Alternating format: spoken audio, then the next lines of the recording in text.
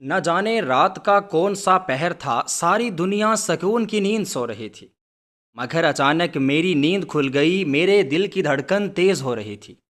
میں نے امی کے ڈر سے آہستہ سے اپنی رضائی ہٹائی اور بستر سے نیچے اتر آئی۔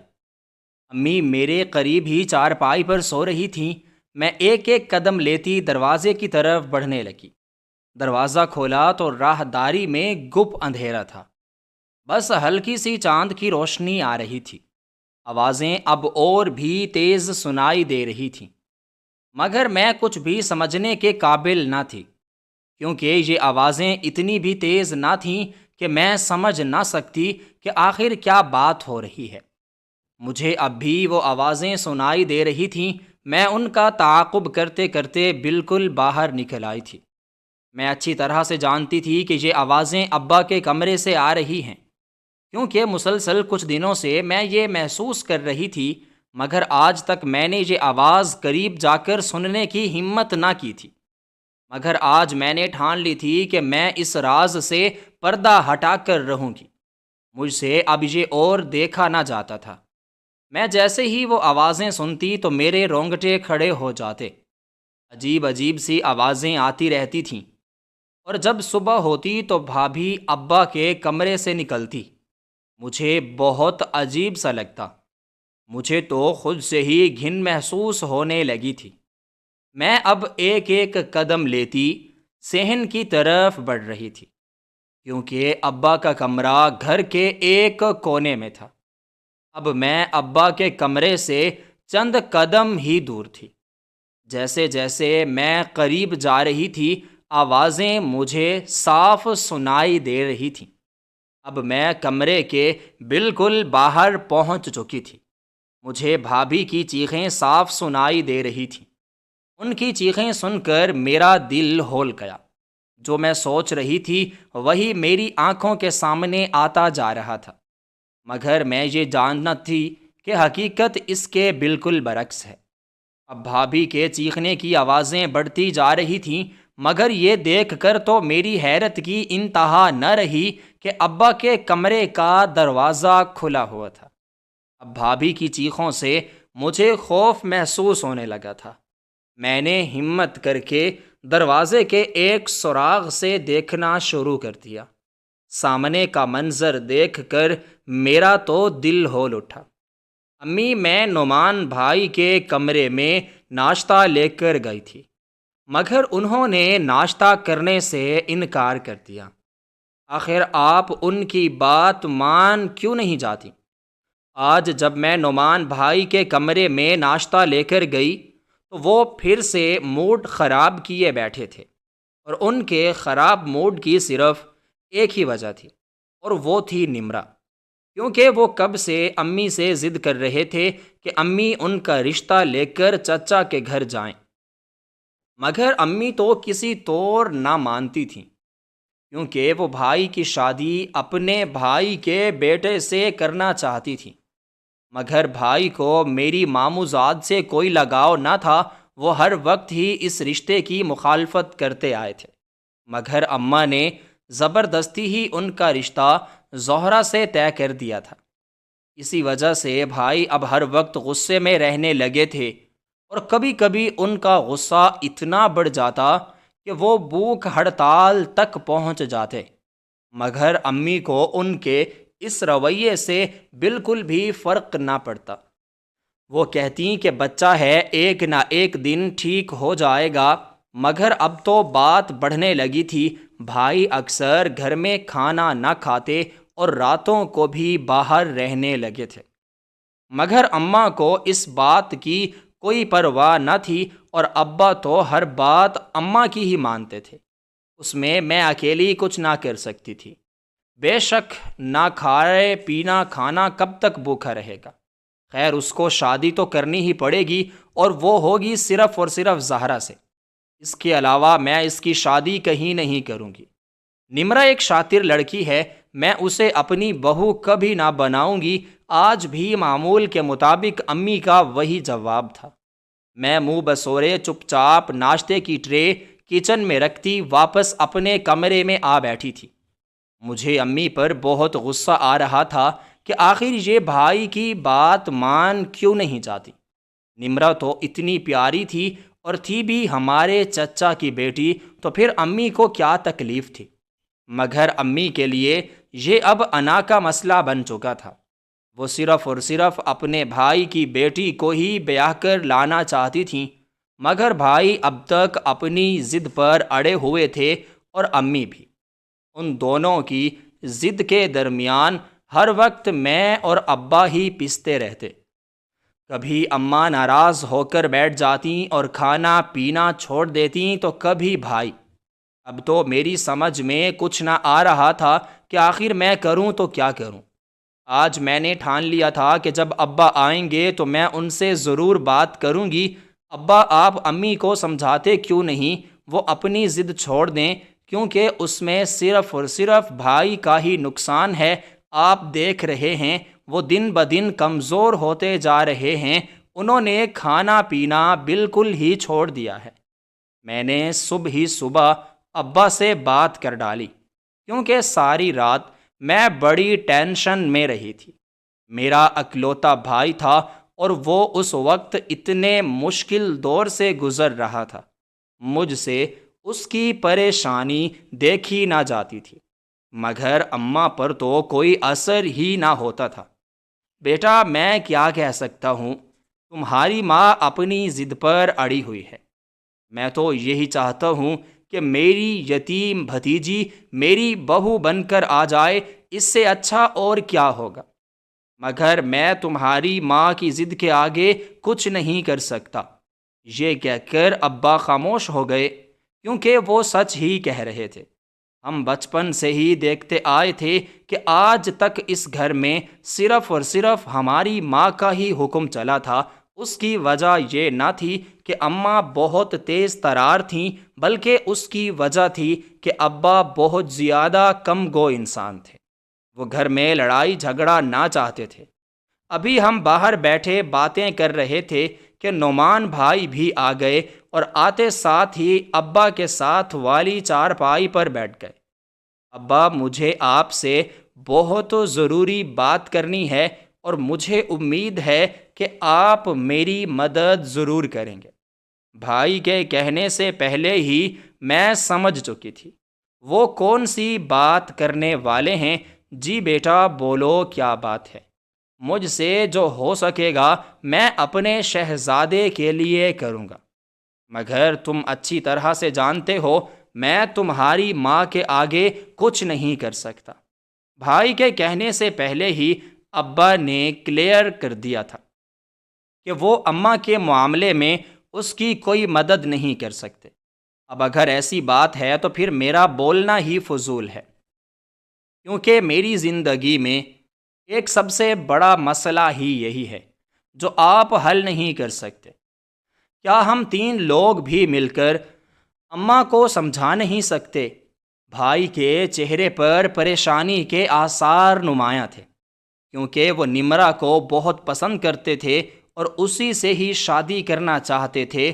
انہوں نے بچپن سے ہی نمرا کو اپنے جیون ساتھی کے طور پر دیکھا تھا، مگر اماں نے جوانی کے دنوں میں آ کر ان سے یہ خواب بھی چھین لیا اور زہرا سے اس کی منگنی کر دی۔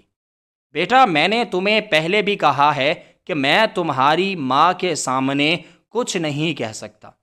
مجھے تو خود ہی یہ سمجھ نہیں آتی کہ آخر اسے میری بھتیجی سے کیا مسئلہ ہے۔ نمرا بڑی سگھڑ اور سمجھدار بچی ہے، وہ ہمارے گھر کو سنبھال لے گی، مگر تمہاری ماں کو کون سمجھائے؟ یہ کہہ کر ابا خاموش ہو گئے۔ ابا اب پھر سے وہی باتیں کر رہے تھے جو ہر وقت ہی وہ بھائی سے کرتے آئے تھے۔ یہ کوئی نئی بات نہ تھی، وہ ہر وقت ہی امی کا کہہ کر اپنی جان چھڑا لیتے، مگر بھائی کی جان تو اب بھی سولی پر اٹکی ہوئی تھی۔ بھائی اب اپنے دونوں ہاتھوں سے اپنا سر تھامے بیٹھے تھے۔ مجھے اس وقت اپنے بھائی پر بہت ترس آ رہا تھا اور امی پر بہت غصہ کہ آخر انہیں کیا مسئلہ ہے، کیا اپنے بیٹے کی خوشی پوری کرنے کے لیے اپنی انا کو کچھ وقت کے لیے سائڈ پر نہیں رکھ سکتی؟ مگر میں بھی ابا کی طرح اس معاملے میں کچھ نہ کر سکتی تھی۔ اس لیے خاموشی اختیار کر لی۔ میں اپنے کمرے میں بیٹھی پڑھائی کر رہی تھی، کیونکہ میرے انٹر کے امتحانات بھی ہونے ہی والے تھے۔ اچانک سے چیخنے کی اور چلانے کی باہر آوازیں آنے لگیں۔ میں باہر نکل کر آئی تو دیکھا کہ اماں اور بھائی پھر سے آپس میں لڑ رہے ہیں۔ میں وہیں پر اپنا سر تھام کر رہ گئی، کیونکہ یہ اب روز کا معمول بن چکا تھا۔ اسی وجہ سے ہمارے گھر کا ماحول بہت ہی خراب ہونے لگا تھا۔ امی، آپ میری ایک بات سمجھتی کیوں نہیں؟ میں شادی کروں گا تو صرف اور صرف نمرہ سے، اس کے علاوہ اور کسی سے نہیں۔ اگر آپ کو میری بات ماننی ہے تو ٹھیک ہے، ورنہ میں یہ گھر چھوڑ کر چلا جاؤں گا۔ بھائی کی اتنی بڑی دھمکی پر بھی امی خاموش رہیں اور کوئی رد عمل ظاہر نہ کیا۔ ان کے سر پر تو جوں تک نہ رینگی۔ انہیں بیٹے کے گھر چھوڑ کر جانے پر کسی قسم کا کوئی اعتراض نہ تھا۔ انہیں تو صرف اور صرف اپنی ضد پوری کرنی تھی۔ مگر میرا دل اب ڈرنے لگا تھا کہ اگر بھائی نے غصے میں آ کر کوئی بڑا قدم اٹھا لیا تو ہم کیا کریں گے؟ امی، آپ کچھ بول کیوں نہیں رہیں؟ اگر میں نے کوئی بڑا قدم اٹھا لیا تو پھر آپ شکایت مت کیجیے گا۔ بھائی اب اماں کے ساتھ ہی بیٹھ چکے تھے۔ ان کا غصہ اب کچھ ٹھنڈا ہو چکا تھا۔ وہ امی کا ہاتھ تھامے ان کی منتیں کرنے لگے تھے کہ شاید اسی طریقے سے ہی امی مان جائیں، مگر ان کی یہ کوشش بھی کسی کام نہ آئی۔ امی نے ایک جھٹکے کے ساتھ اپنا ہاتھ چھڑوایا اور کہنے لگی کہ جہاں جانا ہے جاؤ، مگر تمہاری شادی ہوگی تو صرف اور صرف زہرا سے، میری بھتیجی ہی میری بہو بن کر آئے گی۔ میں کسی ایری غیری لڑکی کو بہو بنا کر نہ لاؤں گی۔ اماں کی بات سن کر تو بھائی کے چہرے پر اداسی ہی اداسی چھا گئی، مگر پھر بھی انہوں نے ہمت نہ ہاری۔ امی، آپ کیسی باتیں کر رہی ہیں؟ نمرہ ہماری کوئی غیر نہیں بلکہ میری چچا زاد ہے۔ آخر آپ کو اس سے کیا مسئلہ ہے؟ بھائی کی آواز روندی ہوئی تھی۔ انہیں اس طرح دیکھ کر میری آنکھیں نم ہوئی تھیں، کیونکہ وہ پچھلے کئی مہینوں سے اسی اذیت سے گزر رہے تھے، مگر آج تک امی نے ان کی اذیت کچھ کم نہ کی تھی۔ بس مجھے وہ لڑکی اچھی نہ لگتی۔ وہ ایک قسم کی شاطر لڑکی ہے۔ پتہ نہیں میرے گھر میں آ کر کیا تماشا لگائے۔ مجھے کسی صورت بھی نائمہ کی بیٹی بہو کی صورت میں منظور نہیں۔ امی اب نائمہ چاچی کا ذکر کر رہی تھیں۔ اب مجھے سمجھ آ گئی تھی کہ امی کا نمرہ کا رشتہ کیوں منظور نہیں، کیونکہ وہ شروع سے ہی نائمہ چچی سے نفرت کرتی تھیں، کیونکہ آج تک ہمارے درمیان زمینوں کے بہت سے مسئلے چلتے آئے تھے، مگر میں یہ سوچ بھی نہ سکتی تھی کہ امی بڑوں کا مسئلہ اب بچوں میں لے آئیں گی اور ان کی خوشیوں کی ہی دشمن بن جائیں گی۔ نعمان، میری بات کان کھول کر سن لو۔ اگر تمہاری شادی ہوگی تو اسی طرح سے، ورنہ تم نے جہاں پر جانا ہے چلے جاؤ، میں تمہیں نہیں روک رہی۔ یہ کہہ کر وہ دوسری طرف اپنا رخ پھیر کر بیٹھ گئیں۔ میں دیکھ سکتی تھی کہ بھائی اب چارپائی سے اٹھنے لگے تھے۔ میرے دل کو ایک عجیب سا دھڑکا لگا کہ یہ کہیں جانے والے تو نہیں، اور اگلے ہی لمحے میرا شک یقین میں بدل گیا۔ وہ جلدی سے اپنے کمرے کے اندر گئے اور ایک چھوٹے سے بیگ میں کچھ کپڑے ڈال کر باہر کی طرف جانے لگے۔ میں نے آگے بڑھ کر انہیں روکنا چاہا، مگر وہ میری ایک نہ سنتے ہوئے گھر سے باہر نکل گئے۔ اس وقت ابا گھر پر موجود نہ تھے۔ اگر وہ ہوتے تو یہ نہ ہو پاتا، مگر امی اب بھی آرام سے چارپائی پر بیٹھی تھیں، جیسے انہیں بھائی کے جانے سے کوئی فرق ہی نہ پڑا ہو۔ میں امی کے پاس نہیں آئی، کیونکہ اس وقت میرا دماغ بہت خراب ہو چکا تھا۔ میں امی سے بدتمیزی نہ کرنا چاہتی تھی۔ میں چپ چاپ ہی اپنے کمرے میں واپس آ گئی۔ بھائی کی وجہ سے میرا دل بہت زیادہ دکھا تھا۔ ان کے ساتھ ساتھ میں بھی بہت زیادہ اداس رہنے لگی تھی۔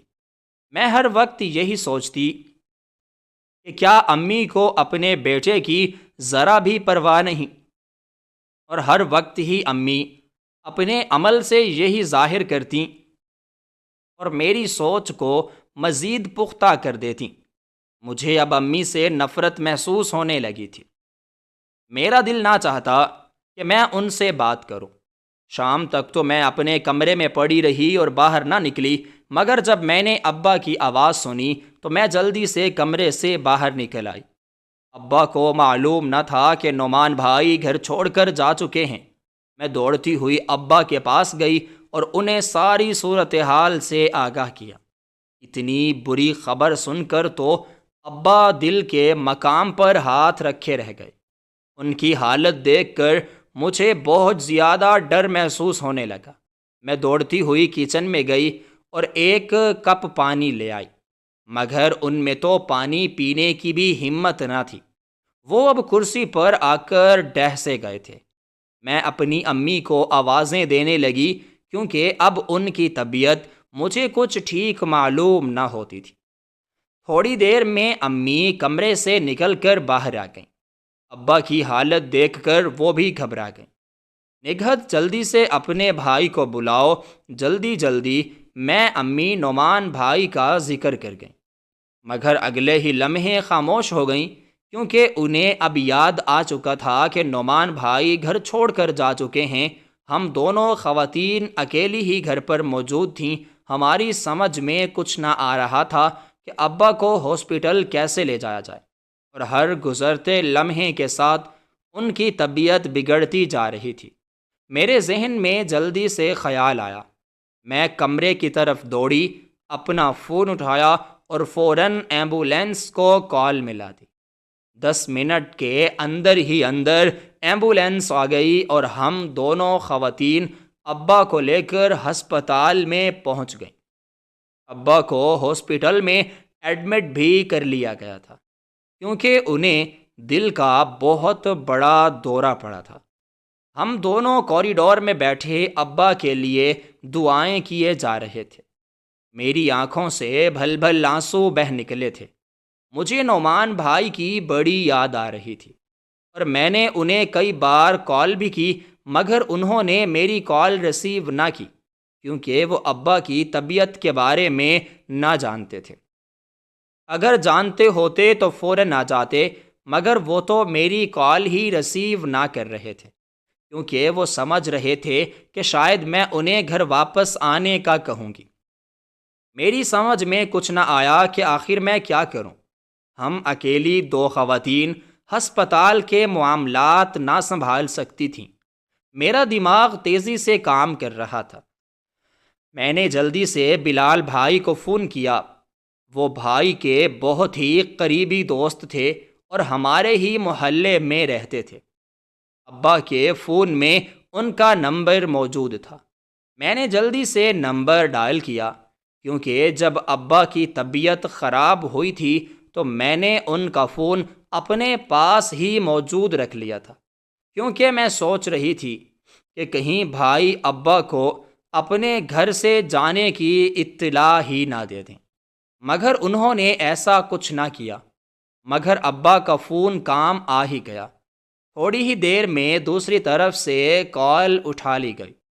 میں نے بلال بھائی کو ساری بات سمجھائی تو وہ بھی پریشان ہو گئے، مگر وہ نعمان بھائی کے بارے میں کچھ نہ جانتے تھے۔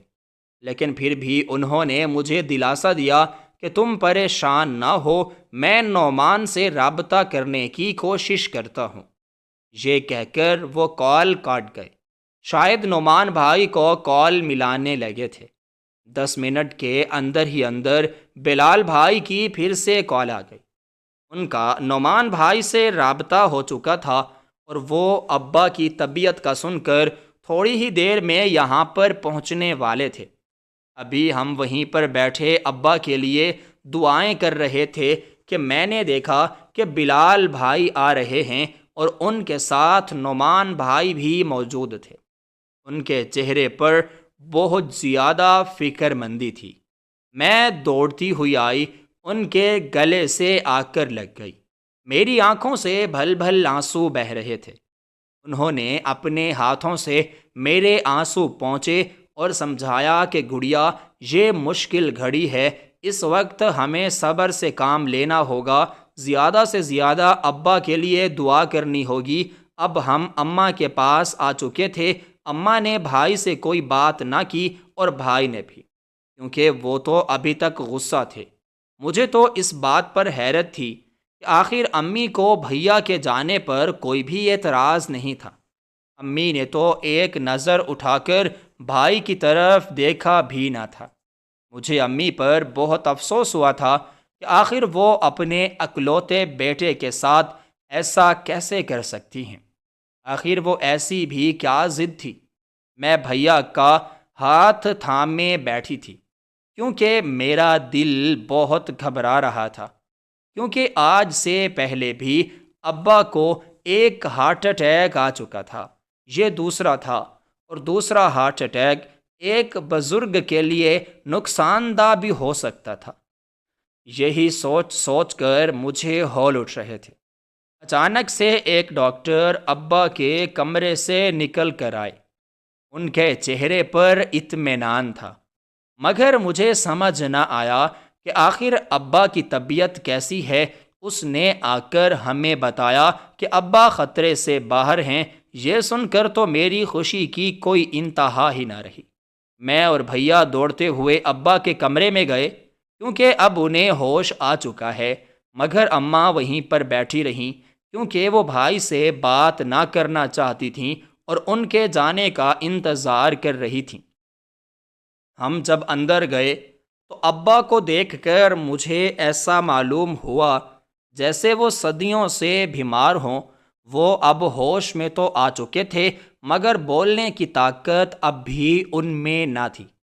مگر بھائی کو دیکھ کر ان کے چہرے پر ایک اطمینان کی لہر دوڑ گئی۔ وہ اپنے کمزور سے ہاتھوں کے ساتھ بھائی کا ہاتھ پکڑنے لگے تھے۔ بھائی بھی جلدی سے ان کے قریب ہوئے۔ بیٹا، مجھے معاف کر دو، میں اتنی بڑی مشکل میں تمہاری کوئی بھی مدد نہ کر سکا اور تمہاری ماں کو سمجھا نہیں سکا، مگر آج میں تم سے وعدہ کرتا ہوں کہ میں تمہاری نمرہ سے شادی کرواؤں گا۔ اگر تمہاری ماں لاکھ مخالفت بھی کرے تو میں اس کی کوئی بات نہ سنوں گا۔ ابا مسکراتے ہوئے، کیونکہ ابا کی طبیعت ایسی نہ تھی کہ انہیں کوئی ٹینشن دی جائے، کیونکہ ڈاکٹر نے سختی سے منع کیا تھا۔ اماں بس دانت پیستی رہ گئیں اور کمرے سے باہر نکل گئیں۔ یہ دیکھ کر بھائی اور میری تو خوشی کی کوئی انتہا ہی نہ رہی، کیونکہ اب اماں ہم سے ہار چکی تھیں۔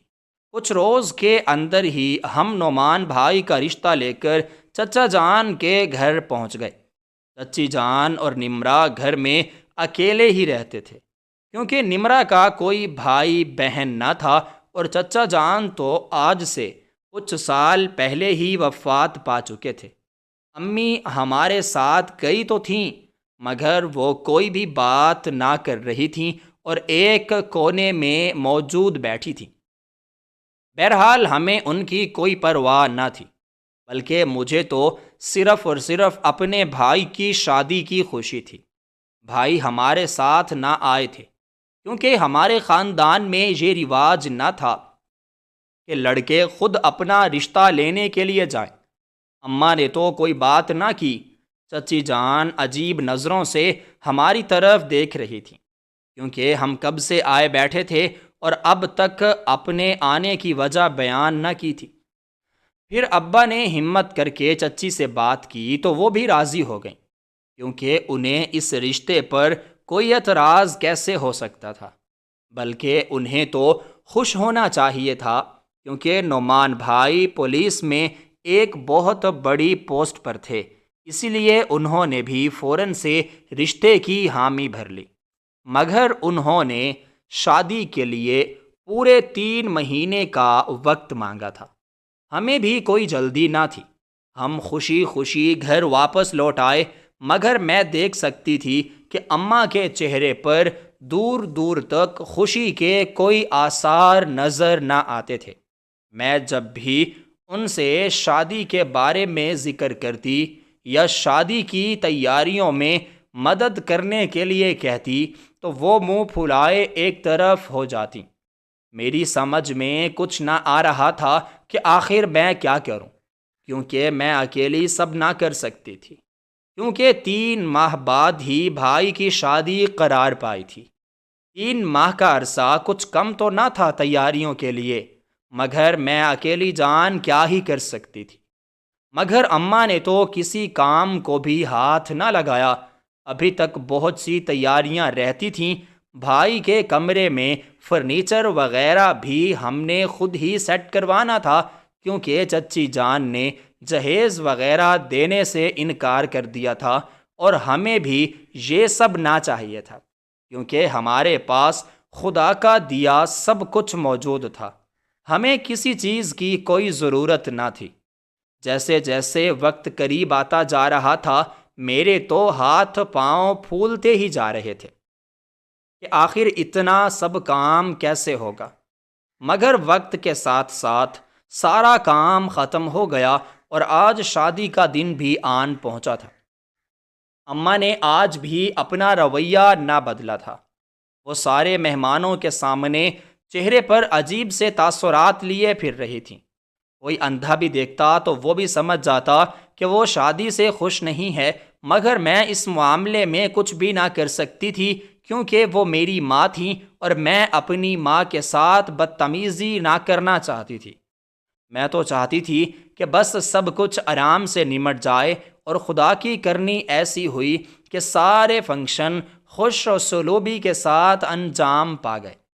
آج بس بارات کا آخری فنکشن رہتا تھا، کیونکہ ہم نے ولیمہ بھی اسی دن ہی رکھا تھا، کیونکہ چچی جان نے بارات کے لیے کھانے وغیرہ کا انتظام نہ کیا تھا، اور اس بات پر بھی ہم نے ان پر کسی قسم کا کوئی دباؤ نہ ڈالا تھا، کیونکہ ہم اچھی طرح سے ان کے مالی حالات سے واقف تھے۔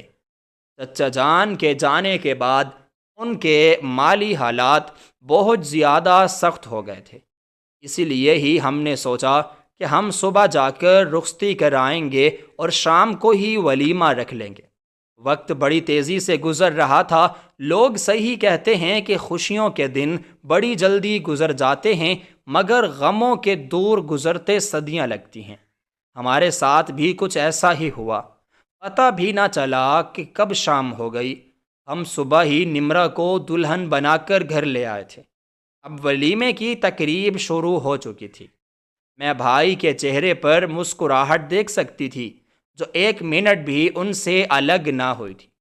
2 ماہ بعد بھائی اور بھابھی کی شادی کو اب 2 ماہ گزر چکے تھے۔ اماں کا رویہ اب بھی بھابھی کے ساتھ اتنا ہی برا تھا جتنا پہلے روز۔ وہ ہر وقت انہیں باتیں سناتی رہتیں، مگر بھابھی بیچاری ان کے سامنے کچھ بھی نہ بولتی تھی۔ امی کی اتنی باتیں سننے کے باوجود بھی وہ خوش رہتی تھیں، کیونکہ بھائی ان کا بہت خیال رکھتے، اور سچ ہی کہتے ہیں کہ ایک عورت کے لیے اس کی شوہر کی توجہ ہی کافی ہوتی ہے، باقی گھر والوں سے اسے کوئی سروکار نہیں ہوتا۔ اور آج یہ میں نے واضح طور پر دیکھ لیا تھا۔ میں ہر روز ہی دیکھتی کہ اماں بھابھی کو طعنے دیتی، مگر وہ کوئی رد عمل ظاہر نہ کرتی اور ہنستی مسکراتی رہتی، کیونکہ انہیں بھائی کی محبت کا سہارا تھا۔ ہماری زندگی بڑی اچھی گزر رہی تھی، مگر ایک دن ہم پر قیامت ٹوٹ پڑی۔ صبح ہی صبح بھابھی کے کمرے سے چیخنے چلانے کی آوازیں آنے لگیں۔ اسی وقت تو میں جائے نماز پر صبح کی نماز کے لیے کھڑی ہوئی تھی۔ ابھی تک میں نے نماز مکمل نہ کی تھی اور چیخنے چلانے کی آوازیں اب بڑھنے لگی تھیں۔ میرا دل چاہتا کہ میں نماز توڑ کر جلدی سے جاؤں، مگر میرے دل نے اس بات کی اجازت نہ دی۔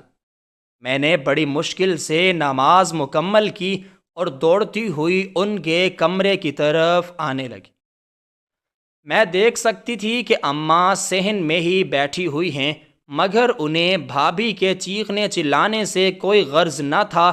میں دوڑتی ہوئی کمرے میں گئی تو میں نے دیکھا کہ بھائی بستر پر بے سدھ پڑے ہیں اور بھابھی زمین پر بیٹھی اپنا سر پیٹ رہی ہیں، میری سمجھ میں کچھ نہ آ رہا تھا۔ میں نے بھابھی سے پوچھا مگر انہوں نے کوئی جواب بھی نہ دیا۔ میں جلدی سے بھائی کی طرف گئی تو میں نے دیکھا کہ ان کی سانسیں نہیں چل رہیں، وہ اب اس دنیا سے جا چکے ہیں۔ میرا دماغ سائیں سائیں کرنے لگا، میری سانسیں اب رکنے لگی تھیں۔ مجھے ایسا معلوم ہوتا کہ میں بھی یہیں پر ڈھیر ہو جاؤں گی۔ اب بھابھی کے چیخنے کی آوازوں کے ساتھ میری آوازیں بھی مل چکی تھیں۔ یہ سن کر اماں دوڑتی ہوئی بھابھی کے کمرے میں آئیں۔ انہیں بھی میری طرح کچھ سمجھ نہ آ رہا تھا، مگر وہ ہمارے رونے اور بھائی کی یہ حالت دیکھ کر سمجھ چکی تھیں اور اسی وقت زمین پر ڈہسی گئیں۔ اس وقت ابا گھر پر موجود نہ تھے کیونکہ وہ صبح کی نماز مسجد میں ہی پڑھتے تھے۔ میں دوڑتی ہوئی اماں کے پاس گئی اور انہیں اٹھانے لگی، مگر وہ مکمل طور پر بے ہوش ہو چکی تھیں۔ میرے ہاتھ پاؤں پھولنے لگے تھے۔ میری سمجھ میں کچھ نہ آ رہا تھا کہ میں کیا کروں۔ دوسری طرف یہی سوچ سوچ کر میرا دل پھٹا جا رہا تھا کہ بھائی اب ہمیں چھوڑ کر جا چکے ہیں۔ میری آنکھوں سے آنسو موتیوں کی طرح گرنے لگے تھے۔ بھابھی کو اماں کا کوئی ہوش نہ تھا، وہ تو اپنا سر پیٹے بیٹھی تھیں۔ میں اپنی آنکھوں میں آنسو لیے اماں کا سر اپنی گود میں رکھے بیٹھی تھی۔ ابھی تک ابا مسجد سے واپس نہ آئے تھے۔ اگلے ہی لمحے گیٹ کا دروازہ کھلا اور ابا اندر کی طرف جلدی جلدی آنے لگے تھے، کیونکہ ہماری آوازیں تو گلی تک پہنچ رہی تھیں۔ ابا لمبے لمبے ڈنگ بھرتے کمرے میں آ چکے تھے اور سامنے کا منظر دیکھ کر وہ بھی اپنا سر پیٹ کر رہ گئے۔ بھائی ہمیں چھوڑ کر جا چکے تھے، ہمیں تو یہ بھی نہیں چاہیے تھا کہ آخر ان کے ساتھ کیا ہوا۔ وہ دن ہمارے اوپر ایک صدی کی طرح گزرا تھا۔ مجھے تو اب بھی یقین نہ آ رہا تھا کہ آخر ہمارے ساتھ کیا ہوا ہے۔ اماں اب ہوش میں آ چکی تھیں، مگر اب بھائی کو دفنا دیا گیا تھا۔ وہ تو ان کا آخری دیدار بھی نہ کر پائی تھیں۔ وہ جیسے ہی ہوش میں آئیں تو سب کچھ یاد آنے پر دوبارہ سے بے ہوش ہو گئیں۔ مجھ سے ان کی یہ حالت دیکھی نہ جاتی تھی، اور بھابھی تو اپنی جگہ نڈھال تھیں۔ ابا اپنے جوان بیٹے کی موت کا غم سہ نہ سکے اور بیمار رہنے لگے۔ اب بھائی کو اس دنیا سے گئے ہوئے 1.5 مہینہ گزر چکا تھا۔ ایک دن بھابھی کی طبیعت خراب ہو گئی۔ میں اور اماں انہیں ڈاکٹر کے پاس لے کر گئے تو ڈاکٹر نے ہمیں اتنی بڑی خوشخبری سنائی کہ ہماری آنکھوں سے آنسو نکل آئے، کیونکہ اگر بھائی ہوتے تو وہ بہت زیادہ خوش ہوتے۔ ہم بھابھی کو لے کر واپس آ گئے۔ وقت آہستہ آہستہ گزرنے لگا تھا۔ بھائی کی جدائی ہم سہ نہ سکتے تھے۔ میں تو ہر وقت ہی کمرے میں چھپ کر روتی رہتی، کیونکہ میں اماں کے سامنے کمزور نہ پڑنا چاہتی تھی، کیونکہ اب وہ خود کو سنبھالنے لگی تھیں، اور اس بات نے بھی انہیں ڈھارس دی تھی کہ اگر اللہ تعالیٰ نے ہم سے بھائی کو لے لیا ہے تو ہمیں ان کی ایک نشانی بھی دیتی ہے۔ وقت پر لگا کر اڑنے لگا تھا۔ وہ وقت بھی آ گیا جب بھابھی نے ایک گول مٹول سے مننے کو جنم دیا۔ وہ دن ہماری زندگی کا سب سے بڑا دن تھا، مگر اس دن بھی ہم بھائی کو یاد کیے بنا نہ رہ سکے۔ بھابھی اور ان کے بچے کی طبیعت کچھ ٹھیک نہ تھی، اس لیے انہیں 2 دن کے لیے ہسپتال میں مقیم رکھا گیا تھا۔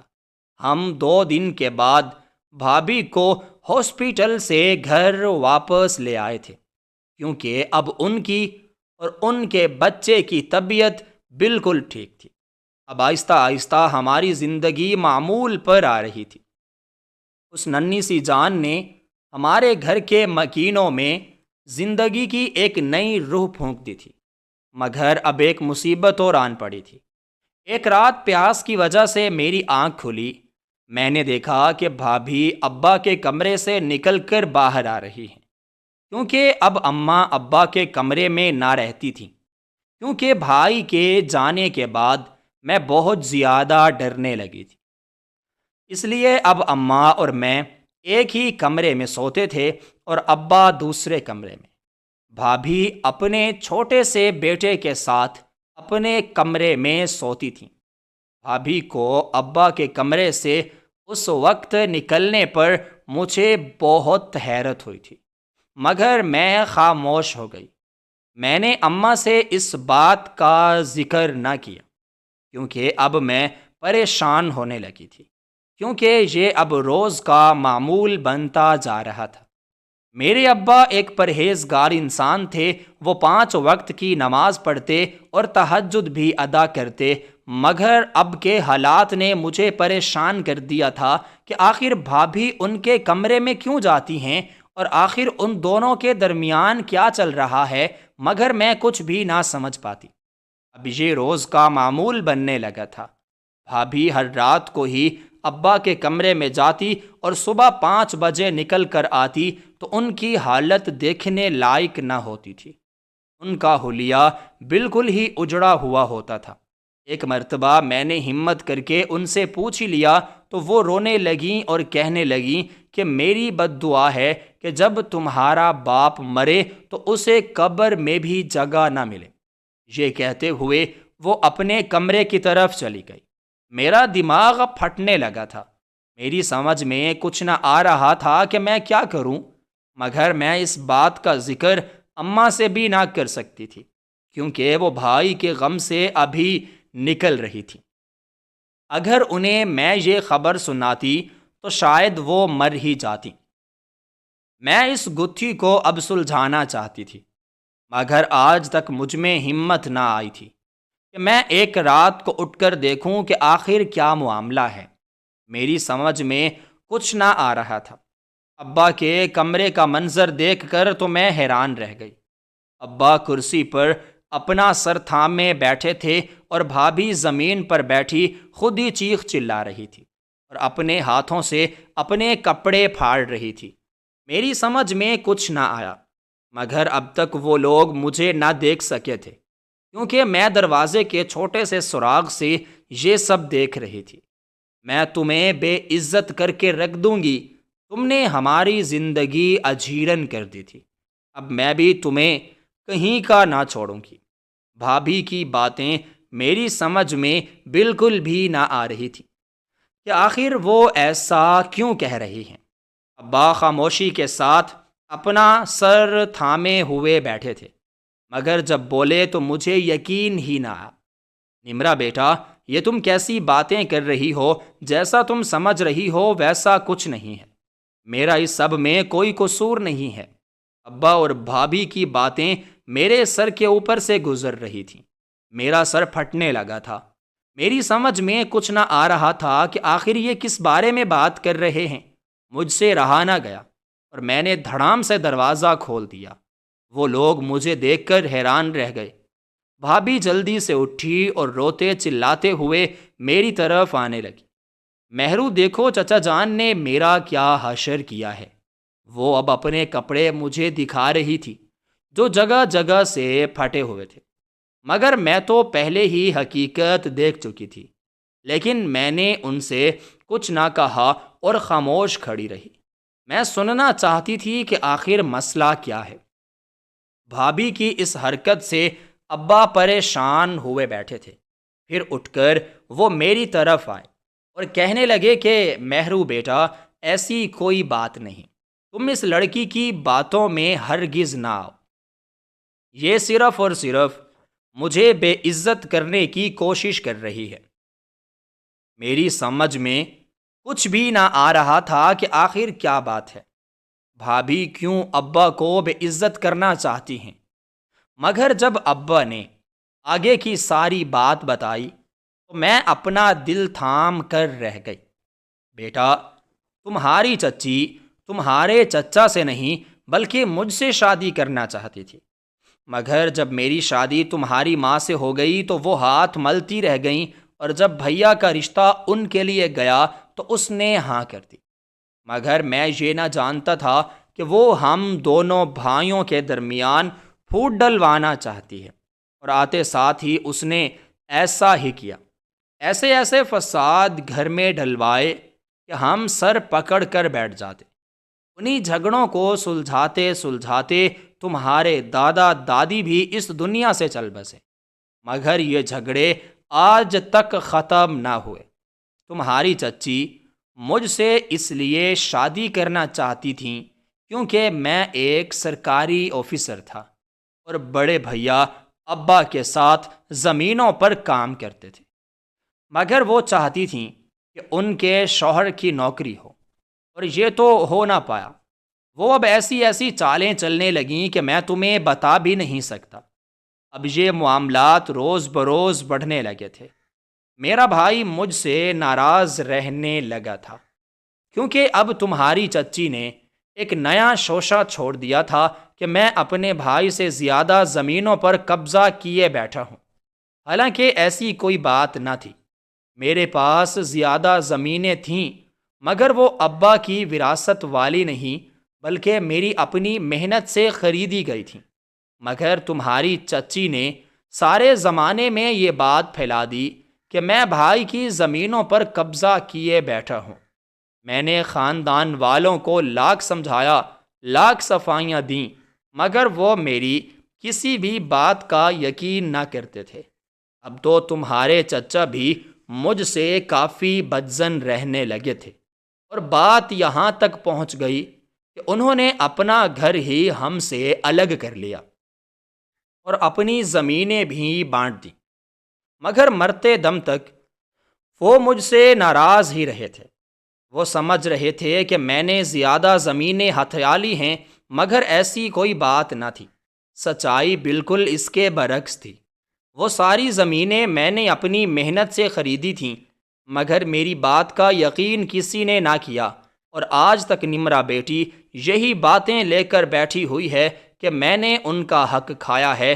میں نے اسے لاکھ سمجھایا، مگر یہ میری کوئی بھی بات سننے یا ماننے پر راضی نہیں ہے۔